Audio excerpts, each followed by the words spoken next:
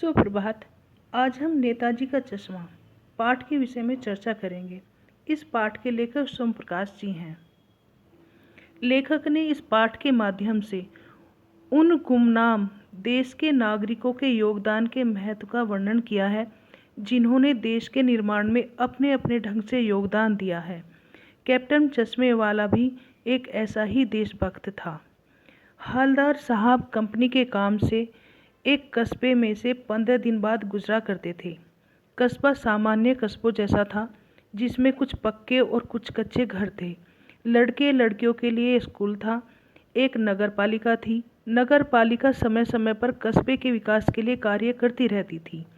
एक बार नगर पालिका ने कस्बे के चौराहे पर नेताजी सुभाष चंद्र बोस की मूर्ति लगवाने की सोची। नगर पालिका ने मूर्ति बनाने का कार्य कस्बे के स्कूल के ड्राइंग मास्टर मोतीलाल को दे दिया।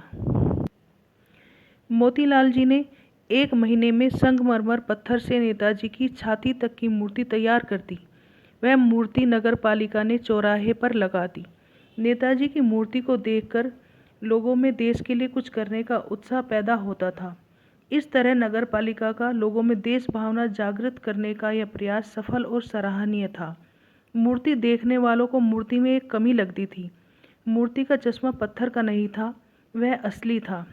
शायद मूर्ति बनाने वाला नेताजी का चश्मा बनाना भूल गया था, इसलिए मूर्ति पर असली चश्मा लगवा दिया गया था। हवलदार साहब जब पहली बार कस्बे से गुजरे तो उन्हें लोगों का यह प्रयास अच्छा लगा। उन्हें लगा कि लोगों में अपने नेताओं के प्रति आदर सम्मान है। अगले 2-3 बार हवलदार साहब को वहाँ से गुजरने पर हर बार मूर्ति पर अलग चश्मा लगा मिलता। यह देखकर हवलदार साहब आश्चर्यचकित थे। उन्होंने अपनी जिज्ञासा कम करने के लिए चौराहे पर बैठे पान वाले से पूछा कि हर बार मूर्ति का चश्मा कैसे बदल जाता है। पान वाले ने बताया कि नेताजी का चश्मा कैप्टन बदल देता है। जब किसी ग्राहक को नेताजी की मूर्ति पर लगा चश्मा चाहिए तो कैप्टन मूर्ति से चश्मा उतारकर ग्राहक को दे देता और मूर्ति पर नया चश्मा लगा देता। कैप्टन को नेताजी के चश्मे के बिना मूर्ति अधूरी लगती थी और बुरी लगती थी। उन्हें चश्मे के बिना नेताजी का व्यक्तित्व अधूरा प्रतीत होता था, इसलिए वह अपने पास से एक चश्मा नेताजी की मूर्ति को लगा देता। पान वाले ने हवलदार साहब को यह भी बताया कि मूर्तिकार मूर्ति का चश्मा बनाना भूल गया था। हवलदार साहब को पान वाले की यह बात बहुत बुरी लगी। हवलदार साहब कैप्टन चश्मे वाले से बहुत प्रभावित हुए थे, जिसने अपनी देशभक्ति से मूर्ति के अधूरेपन को पूरा किया था। उन्होंने पान वाले से कैप्टन के विषय में पूछा कि क्या वह नेताजी की फौज का कोई सिपाही था। इस पर पान वाला मुस्कुरा पड़ा और बोला कि वह एक लंगड़ा है, वह फौज में कैसे जा सकता है। पान वाला हवलदार साहब को कैप्टन दिखता है। कैप्टन एक पतला सा बूढ़ा सा आदमी था।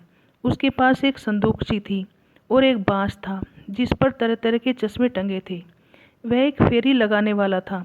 जिस ढंग से पान वाले ने कैप्टन का परिचय दिया, वह ढंग हवलदार साहब को बहुत बुरा लगा। हवलदार साहब कैप्टन के विषय में बहुत कुछ जानना चाहते थे, परंतु पान वाला और कुछ बताने को तैयार नहीं था। हवलदार साहब अगले 2 साल तक कस्बे से गुजरते रहे और नेताजी की मूर्ति के बदलते चश्मे को देखते रहे। एक बार हवलदार साहब उधर से गुजरे तो उन्हें नेताजी की मूर्ति पर चश्मा दिखाई नहीं दिया। उस दिन अधिकांश बाजार बंद था। अगली बार फिर हवलदार साहब वहाँ से गुजरे तो उन्हें नेताजी की मूर्ति पर चश्मा दिखाई नहीं दिया। हवलदार साहब ने पान वाले से पूछा कि नेताजी का चश्मा कहाँ गया। पान वाले ने उदास होकर बताया कि कैप्टन चश्मे वाला मर गया। हवलदार साहब यह सुनकर चले गए। कैप्टन के मरने के बाद हवलदार साहब यह सोचने लगे कि उस देश का भविष्य क्या होगा जिसकी जनता देश का निर्माण करने वालों पर हंसती है। हवलदार साहब 15 दिन बाद फिर उस कस्बे से गुजरे। उन्होंने पहले ही सोच लिया था कि वे चौराहे पर रुककर मूर्ति की तरफ देखेंगे नहीं। वे बिना चश्मे के नेताजी की मूर्ति नहीं देख सकते थे, परंतु जैसे ही वे नेताजी की मूर्ति के सामने से गुजरे, यह देखकर हैरान हो गए कि मूर्ति पर किसी बच्चे द्वारा बनाया गया सरकंडे का चश्मा लगा हुआ था। यह देखकर हवलदार साहब भावुक हो गए। उन्होंने बच्चे की भावना का सम्मान करने के लिए मूर्ति के सामने अटेंशन होकर अपनी भावनाओं तथा नेताजी को प्रणाम किया। भावी पीढ़ी में देशभक्ति की भावना को देखकर हवलदार साहब की आंखों में आंसू आ गए। धन्यवाद।